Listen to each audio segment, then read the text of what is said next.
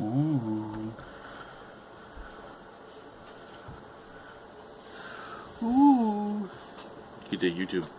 Welcome to another episode of the Albino Rhino beer review. Yeah, I know this shirt is not the cleanest shirt. You can see it was a 2008 volunteer shirt.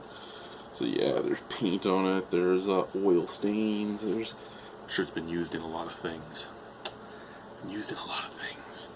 So today we're going to drink a beer. Today, I'm going to drink a beer that was dropped off by Devin. So thank you very much, Devin.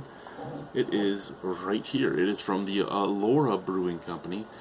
It is their Monster Mash Pumpkin Porter. And this is 5.5% alcohol by volume. And it looks like it's basically Leatherface. Yeah, it looks like Leatherface from the Texas Chainsaw Massacre on there with an axe instead of a chainsaw. So, let's pop her open. Give it a drink. See what we got here. Ooh, it's a nice orange cap, dude, like a pumpkin. It's a pumpkin cap. It's a pumpkin cap.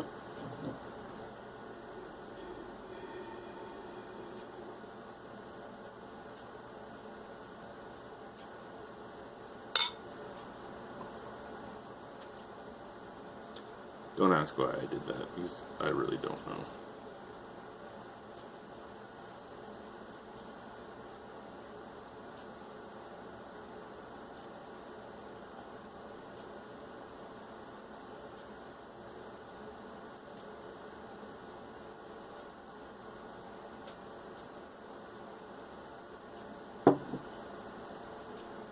Alrighty.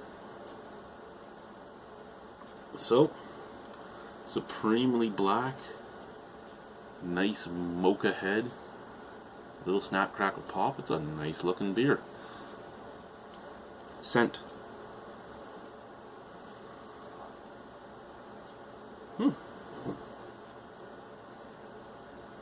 Okay, out of the bottle, I get some coffee, some chocolate, some roasted malts, a tiny touch of allspice, and a tiny touch of cinnamon. Out of the glass, I get much more cinnamon, some ginger, a bit of vanilla, and a touch of clove. Smells great. Let's try it. Cheers. And dark pumpkin beers are my favorite pumpkin beers, so I'm really intrigued on this.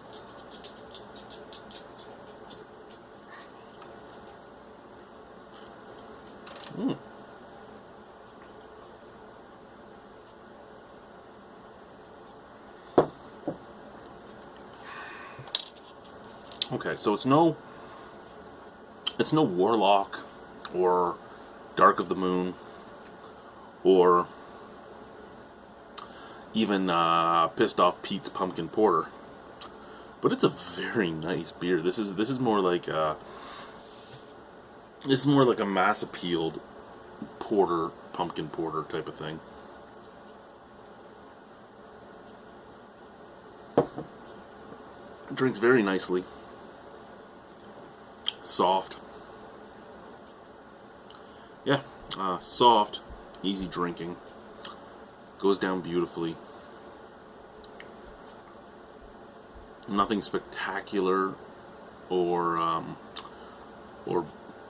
big wowingly about it, but it's a nice porter with very subtle spice notes to it. It had a lot more spice on the nose than in the glass itself. Roasted malts, like I know a porter's not supposed to have roasted malts, but it tastes like it's a roasted malt. Just gives off that roasty character on the back end. Nice chocolate, nice coffee, nice roast.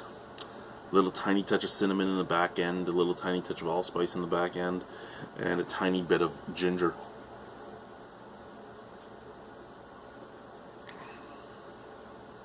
All that being said, it is a little thin, especially for a pumpkin beer. I mean, pumpkin beers usually have that kind of creamy, heavier mouthfeel.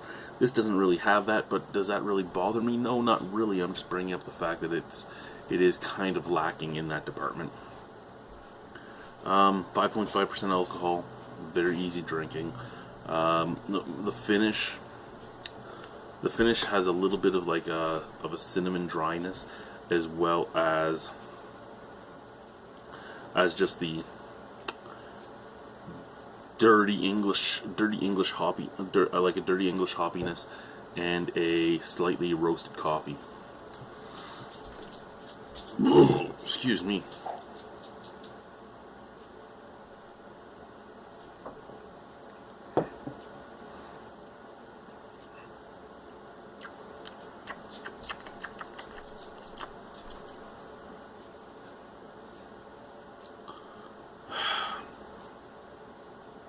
It doesn't taste bad. It really doesn't.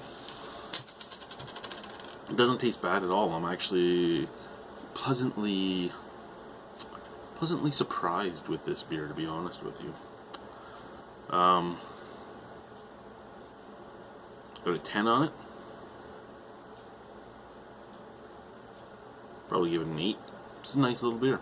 It's nothing spectacular, but it's a nice beer. It's a very easy drinking beer. There's absolutely nothing wrong with it. I actually can get behind this. I can say try it, drink it, enjoy it. This is a nice beer. It's just, as a dark pumpkin beer, there are many for me ahead of it. Again, Nickelbrook's Pissed Off Pete's Pumpkin Porter, Elysian's Dark of the Moon, Southern Tier's Warlock, all better than this. But then there are things worse than it too, like I'd say Red Hook's Out of Your Gourd, not as good as this, among others. Like, this is probably the higher end of the mid-range beers. Yeah, I would say this is the top end of the mid-range beers, of the mid-range pumpkin beers, for darks at least. So 8 out of 10. I would buy it. I would seek it out. I do enjoy it. Elora's prices aren't that bad. So all in all, it's a good beer. Thank you guys for watching. Have a wonderful evening. Bye-bye. Thank you, Devin, for bringing it by.